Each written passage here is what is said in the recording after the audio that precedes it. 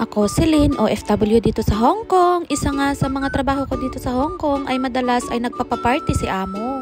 Pero ang kinaganda dito sa amo ko dahil kahit gaano pa kadami yung aming bisita ay merong sariling chef ang aking amo na pumupunta dito para magluto ng pagkain nila.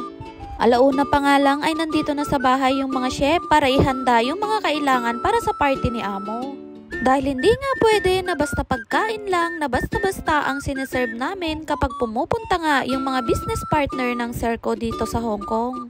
Biglaan nga yung party ngayon. Lumabas ako dahil day off ko ngayong araw pero hanggang alas 3 lang nga ako sa labas. Bale babayaran pala ako ng amo ko ng half day.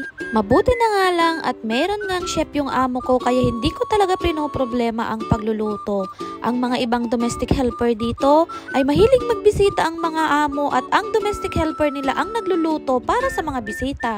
At ang kinaganda sa mga chef na pumupunta dito sa bahay ay hindi talaga ako tumutulong sa kanila.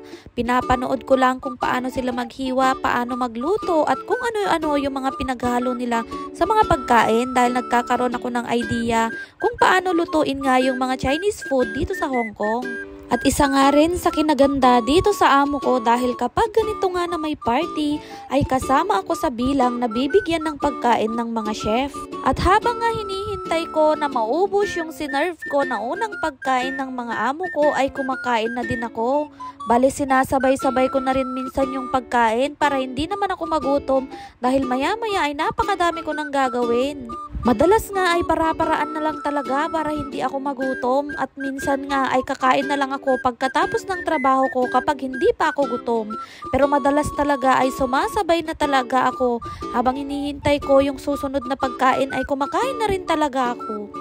Dahil nga day off ko, yung party ngayong araw ay binabayaran talaga ako ng overtime pay ng amo ko na umaabot talaga yan sa 400 to 500 Hong Kong dollar ang binibigay nila sa akin.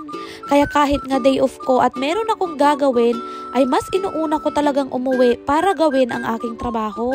At madalas nga ay nakaka-encounter ako ng mga bisita ni amo na nagbibigay talaga sila ng tip sa akin kapag nakikita nila ako dito sa kusina. Inaabutan talaga nila ako.